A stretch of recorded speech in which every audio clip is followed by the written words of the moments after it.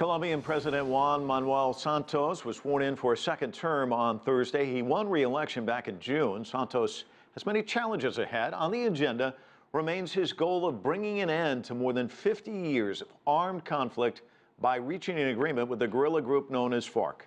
Michelle Begay has the story live for us from Bogota. Yes, Mike, in a 40-minute speech, President Juan Manuel Santos talked about all those challenges that he has in these next 4 years, such as reforms on health, education, and trying to lower the high poverty rates in this country. But mostly he called for unity. He said that he needed everyone on his side in order to battle these challenges. In front of 128 foreign delegations, Colombian President Juan Manuel Santos was sworn in for his second term that will run from 2014 to 2018. His victory in the June elections was seen as a referendum vote on the peace negotiations with the guerrilla group known as FARC that began in November of 2012. Santos gave a motivational speech that made a call for peace.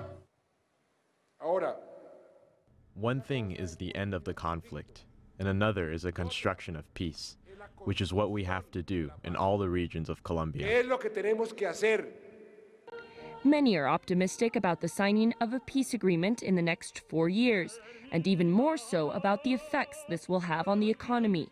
The United Nations Development Program, a network that advises and grants support to developing nations, recently published a study that claims Colombia's economy could grow 8% with peace. But economist Darío Germán Umaña Mendoza says, although important, a post-conflict era will not be an immediate success. Colombians, he says, have not factored in the impact the war has had on the economy. There will be strong opposition to the lowering of the huge spending made in the Colombian military. And curiously, there will be less income from narco trafficking, a terrible reality that we depend on. But President Santos has more than just an armed conflict to solve in the next 4-year term. Santos will have to work on rebuilding the agricultural sector that was plagued with strikes during his first 4 years.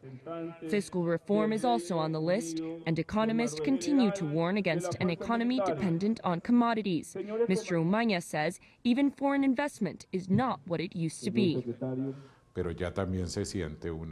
We are seeing a lowering of direct foreign investment, and we are seeing the growing capital in portfolio investment, which is seasonal.